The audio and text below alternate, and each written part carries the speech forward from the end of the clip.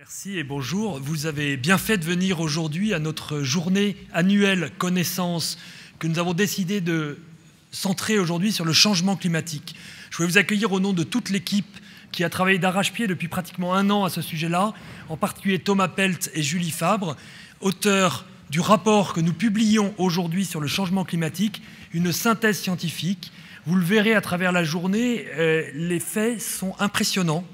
Je pense que la rapidité avec laquelle les évolutions se font jour, le resserrement des mailles géographiques que la science nous permet d'avoir aujourd'hui, nous permettent de changer notre point de vue sur le changement climatique et d'envisager derrière des recommandations de gestion.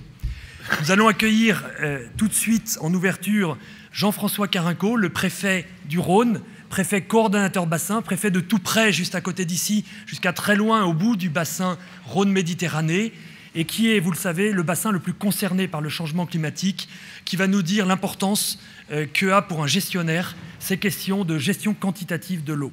Je vous remercie. Merci Martin.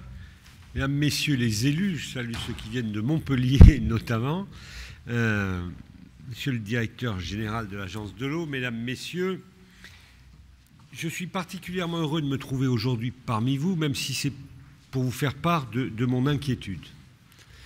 J'ouvre donc cette journée d'information et d'échange entre gestionnaires, entre scientifiques, sur les conséquences du changement climatique pour la gestion de l'eau dans notre bassin Rhône-Méditerranée, de Belfort à Menton et de Belfort à Perpignan. J'irai d'ailleurs à Montpellier le 26 septembre pour parler du projet Aquadomitia, très lié à tout ça, et je rencontrerai le président du conseil régional. C'est un sujet, le changement climatique, qui m'est cher, pour avoir pendant 2 ans, avec le peu de succès que l'on sait, essayé de préparer, aux côtés du ministre auprès duquel je travaillais, la conférence sur le climat de Copenhague. Donc, depuis ce temps-là, j'essaye d'y travailler. Je remercie bien évidemment l'Agence de l'eau, Martin l'a fait, pour avoir organisé cette journée, qui sera une réussite si en partant, je le redirai, tout le monde a pris conscience un peu plus de la nécessité d'agir, si tout le monde part en se disant « j'ai peur et donc je vais agir avec succès » et faire partager cette double conviction. En décembre dernier, j'avais souhaité, au cours de réunions fréquentes que j'ai sur le problème de bassin avec le président du comité de bassin, Michel Dantin, qui n'a pas pu être là aujourd'hui, en tout cas pas encore, le directeur de l'Agence de l'eau, ce qu'on appelle le DREAL de bassin, la directrice régionale de l'ONEMA, le directeur régional de l'agriculture, j'ai des réunions fréquentes. J'avais souhaité que nous mettions en place, l'Agence de l'eau étant maître d'ouvrage de cette affaire, une déclinaison pour le bassin Rhône-Méditerranée du plan national d'adaptation au changement climatique que nous avions initié il y a quelques années. Je précise d'ailleurs que mes propos, le résumé des interventions qui auront lieu, ainsi que cet immense document au niveau connaissance qui vous sera commenté, diffusé tout au long de la journée, je diffuserai tout cela à l'ensemble des responsables, tous ceux qui sont sur la liste des responsables. J'avais donc souhaité cette déclinaison. Il y a déjà des mesures d'atténuation qu'on a essayé d'inscrire dans différents schémas régionaux, climat, air, énergie et autres schémas qui sont à mon avis encore un peu tendres. Ils sont soit tendres, soit trop idéologiques pour me satisfaire. Mais enfin, la vie est faite de compromis et il nous faut avancer pour atteindre cet objectif du 3 x 20 en 2020. Et en parallèle de cette atténuation, il s'agit, c'est le sujet de cette étude de fond, d'initier des mesures d'adaptation pour répondre aux conséquences de ce changement climatique qui sont inévitables, quels que soient les effets des politiques d'atténuation. Cette politique d'adaptation me semble d'abord et avant tout une politique d'anticipation. Il nous faut anticiper, et c'est très compliqué dans le mode de gouvernance démocratique qui est le nôtre. C'est par exemple très compliqué de dire à des gens qui habitent près de Perpignan, eh bien maintenant on recule la limite de constructibilité au bord de l'eau de 5 mètres parce qu'en 2080, la mer sera là. Or on construit pour 100 ans, il n'y a donc aucune raison qu'on construise des choses inondables. Donc c'est très compliqué et c'est pour ça qu'il s'agit de bien faire percevoir les conséquences de ces changements climatiques et de bien s'organiser pour savoir, faire et faire savoir. Cette initiative d'un plan de bassin d'adaptation, je la sais non faite dans les autres bassins, un peu unique, et c'est bien. Elle se base sur une conviction très forte, c'est que notre bassin sera celui le plus concerné par les changements climatiques qui sont déjà là et qui s'annoncent pour s'amplifier. Un exemple simple, il fait aujourd'hui à Lyon la température et le climat d'Avignon il y a 30 ans. Non, on est remonté de 200 km tranquillement. Ça pose quelques problèmes agricoles, notamment. Et donc, il faut se plaire. Cette conviction, elle est évidemment étayée par des crises qui se succèdent.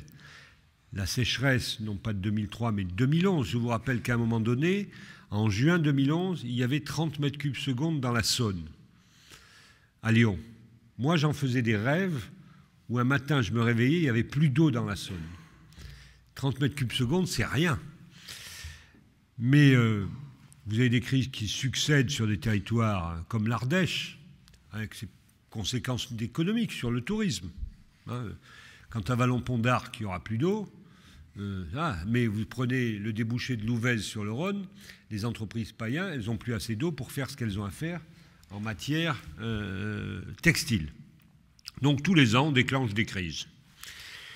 Mais pour initier ce travail d'adaptation, il nous avait semblé nécessaire, la petite équipe que nous formons, d'aller au-delà de cette conviction et d'abord de faire un point sur les connaissances scientifiques sur le changement climatique appliquées à notre bassin. Pas le GIEC, c'est bien, mais là, il faut descendre dans notre réalité quotidienne.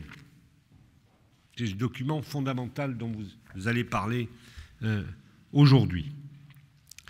Il était certes nécessaire de plonger dans la littérature scientifique pour en extraire des certitudes, mais éclaircir nos interrogations sur le terrain. Ce travail a été présenté en avant-première au comité de bassin la semaine dernière. J'y reviendrai parce qu'il a aussi fait des choses intéressantes. Et ce travail vous sera restitué aujourd'hui, tout au long de la journée, et soumis à vos questions. Je ne vais pas le déflorer au risque de le déformer, mais vous verrez qu'il est très riche d'enseignements. De sa lecture, je retiens d'abord la certitude que le changement climatique n'est plus aujourd'hui une affaire d'ours polaires, de banquise ou de route à travers l'Alaska et l'Arctique ou l'Antarctique. Ce n'est pas non plus une simple inquiétude, même si elle est fondamentale, pour les îles qu'on trouve trop paradisiaques, l'archipel des Seychelles, des Andamans et autres, pays comme Tuvalu, les îles Kiribati, pour avoir été en poste là-bas, je connais un peu, ça va être la cata. C'est ma conviction.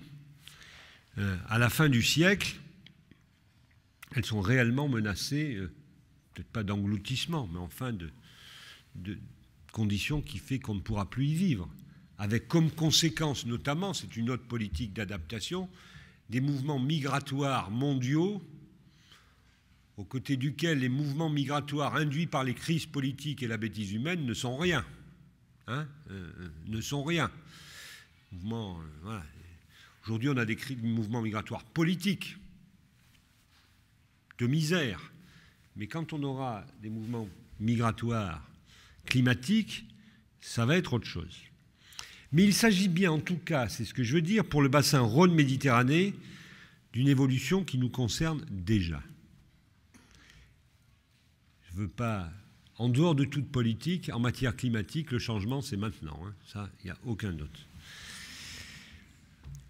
malgré toutes nos incertitudes, malgré toutes les légitimes précautions prises par les scientifiques, parce que ce sont des scientifiques, précautions de langage, précautions d'études, des variables d'incertitude, il y a quand même des directions fortes qui se dégagent et qui vous seront présentées. Elles vont toutes dans le même sens, quels que soient les scénarios, quels que soient les modèles. Pour les synthétiser, et moi ça me fait, on ne peut même plus dire froid dans le dos, je veux dire, ça me fait plutôt chaud partout. Une hausse générale des températures, on parle du bassin, on ne parle pas de la température mondiale, de 3 à 5 degrés pour les températures annuelles en 2080. Votre petit-fils, né ou à naître, il y sera, quoi, hein. Nous, on n'y sera pas, mais lui, il y sera. Une baisse des précipitations estivales, une réduction du couvert neigeux, et notre région Rhône-Alpes, PACA aussi, est bien évidemment concernée au premier chef, une augmentation du nombre de jours caniculaires qui pourrait arriver en permanence, passer de 10 à 25 jours en 2080. Tout ceci, en plus, se traduira par des sécheresses plus fréquentes, plus intenses, et donc un problème de raréfaction de la ressource en eau. Mais ça, on le savait à peu près. Il me semble que tous ceux qui s'étaient penchés sur les dossiers, même de loin, même de manière avec des mots de vulgarisation, de manière un peu superficielle, le savaient. Mais ce qui est troublant dans ce travail qui a été fait, c'est que dans ce que nous annoncent les scientifiques, c'est la vitesse de certaines évolutions. On a l'impression qu'en s'enclenchant, le mouvement s'accélère.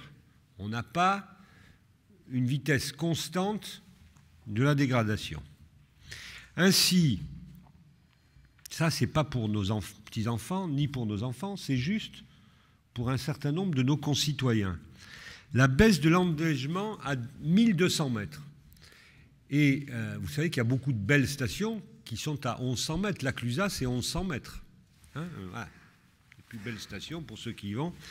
La baisse de l'enneigement à 1200 mètres dans les Alpes du Sud, notamment, pourrait être de 40 à 60% dès 2030. Dès 2030. C'est même pas le temps de l'amortissement d'une remontée mécanique. Ainsi, on n'est plus sur un phénomène lointain, mais il me semble qu'on est sur quelque chose de comparable avec la durée de vie de nos installations, c'est ce que je disais. Et donc, comme les conséquences, c'est ce que j'essaie de dire d'un mot, ces évolutions climatiques sont évidemment perceptibles dans tous les usages, dans notre vie courante, c'est maintenant que nous devons agir. Cette baisse généralisée des débits moyens d'eau que j'évoquais tout à l'heure provoquera à l'évidence des déséquilibres croissants entre ressources et demande d'eau. Il nous faudra prévenir les conflits d'usage ou même les nécessités d'usage. Et il est donc nécessaire d'anticiper des étiages qui seront de plus en plus sévères. Nous avons commencé, territoire par territoire, à mettre en place une gouvernance spécifique dédiée à la gestion des ressources en eau. Nous sommes engagés avec le Conseil régional, avec les conseils généraux, avec les élus, dans les 72 territoires dits en déficit du bassin. Donc on fait du micro-management de l'eau. 72 territoires, dont 31 en Rhône-Alpes. On réalise sur chacun de ces micro-territoires, de ces sous-bassins, des études d'évaluation des volumes prélevables. Et derrière, nous essayons de mettre en place des plans de gestion de la ressource en eau sur tous les usages, avec souvent des organismes de gestion uniques pour les prélèvements agricoles. La difficulté, c'est que la catastrophe n'est pas encore perçue. Et donc, on a une difficulté parfois de conviction. Mais ça vient. Ça vient d'autant plus que dans le même temps, des bassins versants ou aquifères, aujourd'hui considérés comme non déficitaires. C'est le problème, je vais aller traiter avec Bourquin pour Montpellier, pour ce qui est à l'ouest de Béziers. On dit on peut tirer sur le Rhône. On peut tirer sur le Rhône. Des bassins non déficitaires pourraient le devenir. Ainsi, les débits du Rhône en été pourraient baisser de 30% en 2050 et de 50% en 2080. On a sur ce sujet clairement décidé de ne pas desservir nos amis espagnols. Je l'avais dit, je crois, une fois ici, à l'été 2011, les Suisses nous ont réduit le débit qui donnait au sortir du lac Léman sur le Rhône, ce qui nous a obligés à baisser la puissance des centrales nucléaires. Ça, c'était aujourd'hui, enfin c'était hier d'ailleurs. Hein. On voit bien que le débit du Rhône, qui est encore vu comme abondant, pose déjà des questions fortes. Et donc, qu'en sera-t-il demain? Au vu des impacts que j'évoque, il nous faut absolument travailler sur les stockages naturels. C'est d'abord les zones humides. D'abord les zones humides, il faut reconquérir ces zones humides, avec une difficulté majeure pour l'agriculture. C'est que lorsqu'on fait passer une grande infrastructure qui massacre un peu des zones humides, on dit qu'il faut les reconquérir ailleurs. Mais on les reconquiert, alors qu'on a déjà pris des zones agricoles fertiles, on les reconquiert sur d'autres zones agricoles. C'est un peu Wilkinson, la double lame, hein. Une fois, deux fois. C'est très compliqué à faire admettre. Très, très compliqué. On y travaille beaucoup. Mais il y a aussi le problème des stockages d'eau non naturels. Il nous faudra bien, au-delà de l'idée de prendre de l'agriculture moins consommatrice d'eau, bien évidemment, mais c'est un prérequis. C'est un prérequis maintenant. Il nous faudra bien travailler sur les ressources, les retenues collinaires ou retenues plus fortes. Hein. Ce n'est pas la politique. On le voit bien en Espagne. Ils ont se lancé sur les Pyrénées du Sud des politiques de retenue. Ça ne change rien à rien. Ça aide un peu. Pour on en est, il faudra vraisemblablement un peu tout faire. Mais la préservation des zones humides, qu'on a tant malmenées depuis 30 ans, mérite quand même qu'on s'y attache. L'ensemble de ces évolutions vous sera bien sûr présenté à la journée. Moi, ce que je veux dire comme ça en introduction, parler un peu trivialement, moi, tout le monde comprend, c'est pas terrible, et c'est vraiment même au-delà du pas terrible. Au-delà du pas terrible, sachant qu'en plus, l'aggravation de la baisse des niveaux d'étiage ne signifie pas, j'allais dire, bien au contraire, la diminution des risques d'inondation. Là aussi, compliqué de faire comprendre aux élus, Beaucaire, Arles, ceux qui connaissent la région, enfin au sud, l'île de la Barthelasse, tout ça, que même s'il fait plus chaud, même s'il y a moins d'eau, il y a toujours des risques d'inondation et encore plus élevés. Et alors après, quand il faut leur faire comprendre que quand on construit une digue, la doctrine, c'est de considérer que c'est encore plus dangereux que quand il n'y avait pas de digue, là, ça devient un peu mission impossible. Mais enfin, on y va. On ne va pas baisser, je le disais, la valeur des débits élevés, ainsi que l'amplitude et la fréquence des crues. Puis il y a la côte. Au bout du delta du Rhône, le trait de côte recule déjà de 4 mètres par an.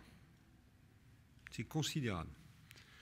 Vous avez vu que ça recule parce qu'il n'y a plus de sédiments, parce qu'il y a de la sécheresse, parce qu'il y a la mer, mais les sédiments, c'est aussi un vrai sujet.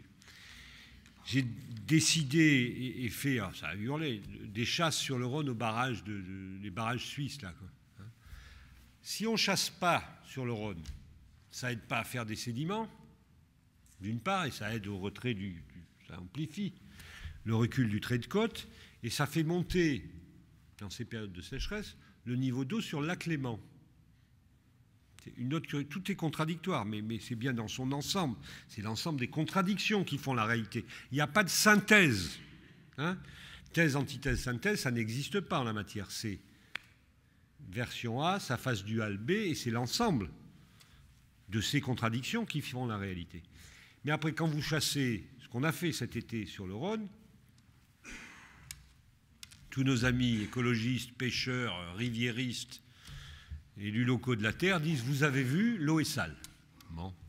Alors, en plus d'être sale, elle est un peu polluée et les poissons ont un peu le ventre en l'air. Ça, c'est vrai.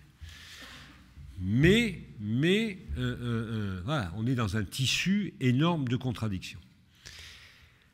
Si toutes ces incertitudes sont levées sur l'évaluation, l'évolution de ces facteurs d'érosion et de submersion, qu'est-ce que soit qu'on pense, la mer, je le disais en introduction, montera un peu, beaucoup, j'en sais rien. Et ça va renforcer les risques côtiers, avec là aussi des conséquences sur la vie des populations. À l'issue de cette journée, j'espère que vous aurez tous intégré ces dernières avancées des connaissances scientifiques sur les impacts du changement climatique pour la ressource en eau dans notre bassin. Et je souhaite que vous soyez des ambassadeurs forts